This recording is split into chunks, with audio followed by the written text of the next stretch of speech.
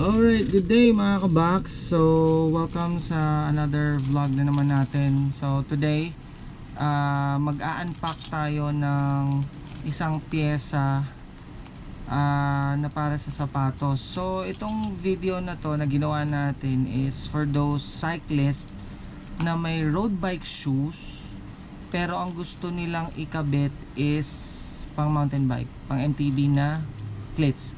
So, kung sa tingin mo para sa iyo ang video na to, stick around and let's watch unpacking this accessory na nabili natin sa online store. So, intro muna!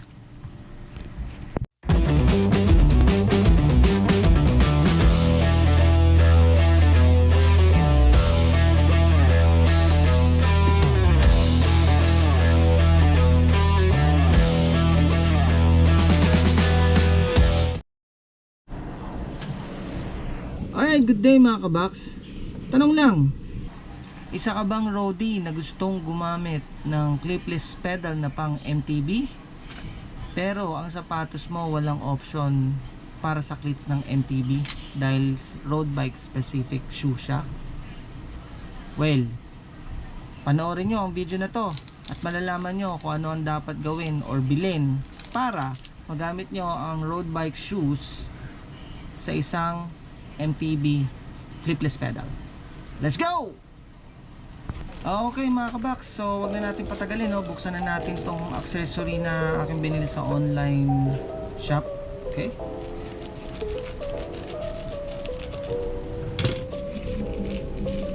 Okay. Kabox. Okay? So it's a clip adapter. Okay, so para saan ba to? Ito yung ano niya, iba pa niyang accessory. Okay, so itong cleat adapter na to, as I mentioned, no, ito ay para sa mga siklistang may road bike shoes pero ang gusto nilang gamiting cleats is pang MTB. Kasi ang pang MTB, ang cleats nun eh yung pang dalawahan lang. Dito pakita ko na lang yung ano, yung picture later. Ito kasi sa road bike naman, yung pang road bike specific na cleats, yung tatluhan, yung ano niya, yung parang nag-i-engage dun sa pedal is yung tatluhan ganun na plastic. Para magamit mo yung cleats na pang MTB doon sa road bike shoes, ito ang kailangan mo, adapter. Okay? So sa susunod na video papakita ko yun kung ano ba yung sinasabi ko. Okay? Ito yun. Tapos ito yung parang pinaka-support niya. Ikakabit natin. I think dito sa loob. If I'm not mistaken, yan. Ganyan siya. Lagay mo dito. Ganyan din dito. Yan. Okay. Okay mga kabak. So, ang ginagamit ko sa road bike na pedal is ang pang MTB na pedal. Ito. Okay. Ano ba yung reason kung bakit nag-decide ako na gumamit ng pang MTB sa road bike, no? Una-una, personal preference, no? Wala naman kasi tayong rule sa bike world na pag kailangan road bike, road bike na pedal ang gamitin mo. So, nasa sa inyo na yan kung anong preference nyo, no? So, sa akin, ang advantage nito, unang-una, ang pedal na to baliktaran. So kahit hindi ka nakatingin, salpak mo lang yung ano mo, yung sapatos mo dito na may MTB na cleats, madali mo maipapasok. Pangalawa, since bakal yung clipless mo or yung cleats mo dun sa sapatos mo at bakal din to, matagal maupod. So syempre magagamit mo ng mas mahabang panahon. Compare or unlike sa road bike, yung mga clipless pedal nila na isa lang na ganun.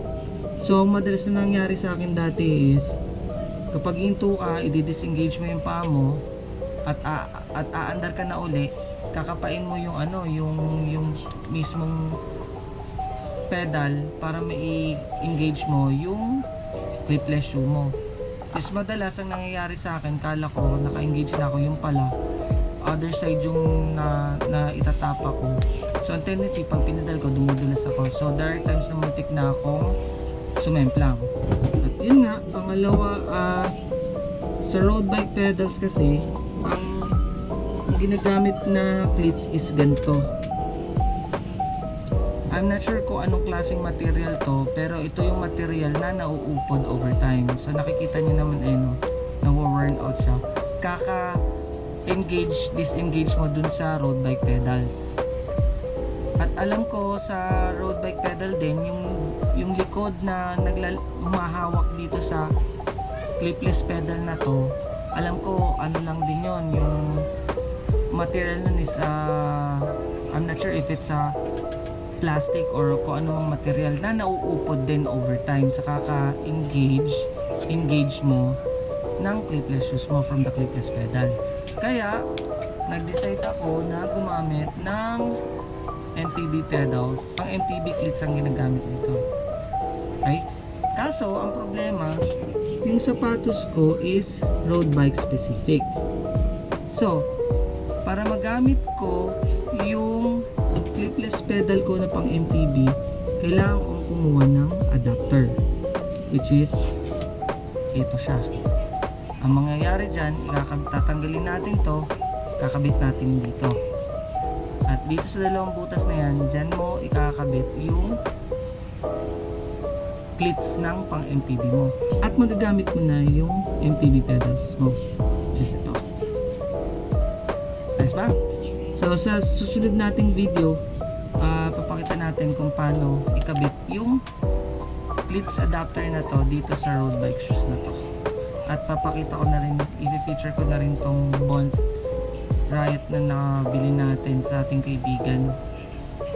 Okay, sana nakatulong to dun sa mga siklistang gustong gumamit ng MTB pedals sa kanilang road bike shoes specific.